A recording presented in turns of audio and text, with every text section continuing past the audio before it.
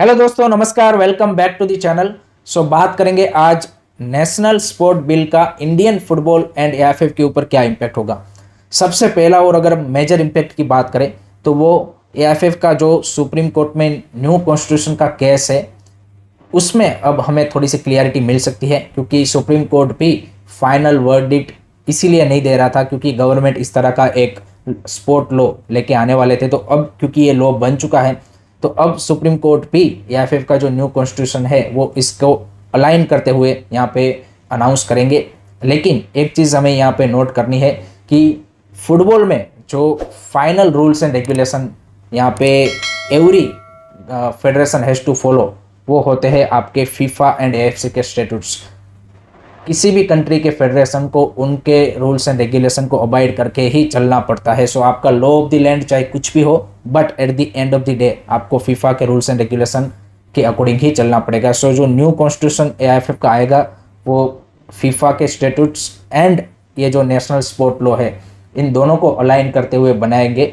इस तरह से ही आपको आगे बढ़ना पड़ेगा।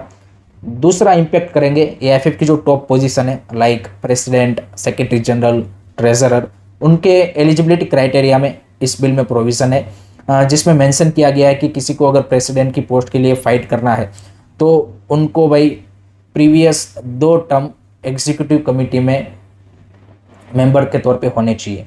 कोई भी नया बंदा, फॉर एग्जांपल जैसे कल्याण चौबे बन गए थे वैसे अब आगे आने वाले टाइम में कोई भी एआईएफएफ का जब फ्रेश सिलेक्शन होगा तो कोई कंटेस्ट नहीं कर पाएगा। या तो आपको 2 टर्म एक्सको मेंबर होना पड़ेगा इससे पहले, या फिर आपको एक्सेप्शनल स्पोर्ट पर्सन का यहाँ पे दर्जा मिला होना चाहिए। अब इसके रिगार्डिंग इस बिल में क्लेरिफिकेशन नहीं दिया गया है क्योंकि हर एक स्पोर्ट का एक्सेप्शनल स्पोर्ट पर्सन का जो क्राइटेरिया है वो डिफरेंट होगा। फॉर फुटबॉल एग्जांपल के तौर पे हम बोल सकते हैं कि भाई क्या इंटरनेशनल इतने मैचेस खेले होने चाहिए। क्रिकेट में डिफरेंट हो सकता है, बाकी जो हॉकी है उसमें डिफरेंट हो सकता है। तो वो जो एआईएफएफ का न्यू कॉन्स्टिट्यूशन आएगा उसमें मे भी उसके रिगार्डिंग क्लियरिटी बनाई जाए कि भाई जिन्होंने इंटरनेशनली 10, 15, 20, 50 मैच खेले हैं इनको ही एक्सेप्शनल स्पोर्ट पर्सन का दर्जा दिया जा सकता है। तो ये 2 क्राइटेरिया होने चाहिए।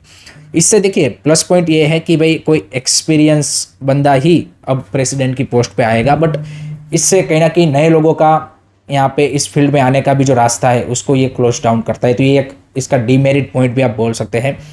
दूसरा एक जो इम्पैक्ट है वो है कि 70 ईयर का जो एज का क्राइटेरिया थे उसको यहाँ पे इन्होंने हटा के 75 कर दिया है। एंड जो 3 टर्म की लिमिट थी उसको भी इन्होंने रिमूव कर दिया है। तो अब कोई भी कितनी भी बार प्रेसिडेंट बन सकता है। कूलिंग ऑफ पीरियड में भी एक मेजर चेंज यहाँ पे इन्होंने किया है। जहाँ पे पहले 2 टर्म के बाद कूलिंग ऑफ पीरियड था, इसको अब इन्होंने 3 टर्म के बाद 12 साल के बाद कर दिया है। तीसरा इम्पैक्ट होगा कि एक नेशनल स्पोर्ट बोर्ड की स्थापना होगी इस लॉ के थ्रू। तो ये यहाँ पे पूरे इंडिया में जितने भी नेशनल स्पोर्ट फेडरेशन है उन सबको भाई कंट्रोल करेगा। सो कहीं ना कहीं जो स्पोर्ट फेडरेशन की ऑटोनॉमी थी उसके ऊपर डेफिनेटली ये एक इम्पैक्ट करेगा। एंड कहीं ना कहीं गवर्नमेंट पावर को जो है वो सेंट्रलाइज करना चाहती है क्योंकि जो नेशनल स्पोर्ट बोर्ड है उसमें जो मेंबर अपॉइंट होंगे वो फॉर्मर आईएएस ऑफिसर या फिर करंटली जो आईएएस ऑफिसर है उनको रखेंगे, फिर स्पोर्ट लॉ के एक्सपर्ट और उन सबको रखेंगे, लेकिन वो अपॉइंटमेंट सारी गवर्नमेंट करेगी। सो कहीं ना कहीं जो फेडरेशन की ऑटोनॉमी थी उसको यहाँ पे वो चैलेंज करेगा। तीसरी एक चीज़ है कि नेशनल स्पोर्ट इलेक्शन पैनल, ये यहाँ पे जितने भी स्पोर्ट फेडरेशन के इलेक्शन है, एआईएफएफ के भी इलेक्शन है, उसको भी वो ओवरलुक करेंगे। सो वो कहीं ना कहीं ओवरसाइट करते हैं आपकी जो अगेन इलेक्शन या फिर एआईएफएफ की ऑटोनॉमी या फिर एआईएफएफ की जो इलेक्शन प्रोसेस है उनको, जो कि फीफा के अकॉर्डिंग यहाँ पे थर्ड पार्टी इंटरफेरेंस नहीं होना चाहिए। तीसरा एक चीज़ है कि भाई एक स्पोर्ट ट्रिब्यूनल की स्थापना की जाएगी कि जहाँ पे जितने भी स्पोर्ट रिलेटेड केसेस है वो यहाँ पे सब सुने जाएंगे, जो कि एक अच्छी बात है क्योंकि हमने देखा है और स्पोर्ट मिनिस्टर ने भी ये राज्यसभा में डिस्कशन के थ्रू बोला कि भाई एट द मोमेंट सभी स्पोर्ट फेडरेशन के मिला के 350+ केसेस यहाँ पे चल रहे हैं, जिससे भाई काम कम होता है और लीगल बैटल ज़्यादा चलती है। और एआईएफएफ के प्रेसिडेंट कल्याण चौबे ने भी रिसेंटली एक प्रेस कॉन्फ्रेंस में बोला था कि भाई हमारा ज़्यादा जो खर्चा हो रहा है वो लीगल फीस में चला जा रहा है। तो भाई इस तरह की एक स्पोर्ट ट्रिब्यूनल होगी तो उसमें भाई आपके जितने भी केसेस है वो वहाँ पे ही दर्ज होंगे, ना कि कोई हाई कोर्ट में। और इसके बाद ऑब्वियसली ट्रिब्यूनल से अगर आपको सेटिस्फाई नहीं है इसके जजमेंट से, then you can challenge on you can say कि सुप्रीम कोर्ट। फीफा में यहाँ पे इसका अगर आप स्ट्रक्चर देखें तो वहाँ पे हमने देखा है कि भाई एएफएफ की जो अपील कमेटी है वहाँ से आप कास्ट में जा सकते हो, लेकिन इंडिया में आपको पता ही है कि पर्टिकुलरली इंडियन फुटबॉल में कई सारे लोगों ने यहाँ पे लूपहोल्स का यूज़ करते हुए वो अपील कमेटी के बाद सीधा कास्ट में नहीं जाते, वो यहाँ पे हाई कोर्ट में चले जाते हैं और उस तरह से स्टे ऑर्डर ला देते हैं।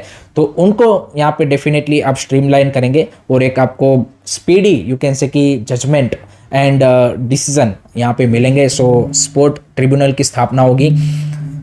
ये सारे ऐसे पॉइंट्स हैं कि जिससे आपका जो स्ट्रक्चर है वो डिफाइन होगा। लेकिन eight the end of the day, इससे पहले नेशनल स्पोर्ट कोड भी आया था 2011 में। अब इसको एज ए लॉ के तौर पे लाया गया है, जो कि इंडिया 21st कंट्री बना है कि जिनके पास खुद का नेशनल स्पोर्ट लॉ है। ये सारी चीज़ें अच्छी है, लेकिन डेफिनेटली कहीं ना कहीं गवर्नमेंट इस बिल के थ्रू, जिस तरह के इनके प्रोविज़न है उसके थ्रू कहीं ना कहीं और ज़्यादा स्पोर्ट बॉडीज़ में पॉलिटिकल इंटरफेरेंस या फिर कंट्रोल करना चाहते हैं एंड जो ऑटोनॉमी है उसको यहाँ पे कम कर रहे हैं।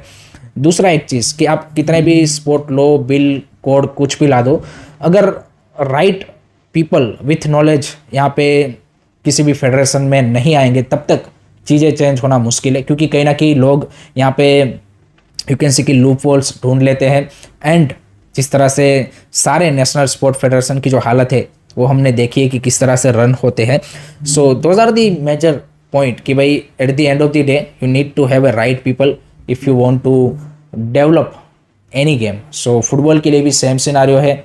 ये जो नया स्पोर्ट बिल आया है या फिर इसके बाद जैसे ही सुप्रीम कोर्ट न्यू कॉन्स्टिट्यूशन लेके आएगा, अगर right kind of people with right knowledge and honesty नहीं आएंगे तो भाई आप कुछ भी ला दो, चेंज नहीं होगा। वो सिर्फ कागज़ पे चीज़ें रह जाएंगी कि ये रूल्स हैं, रेगुलेशन है, बट उसका आपको ग्राउंड लेवल पे कोई वर्क देखने को नहीं मिलेगा।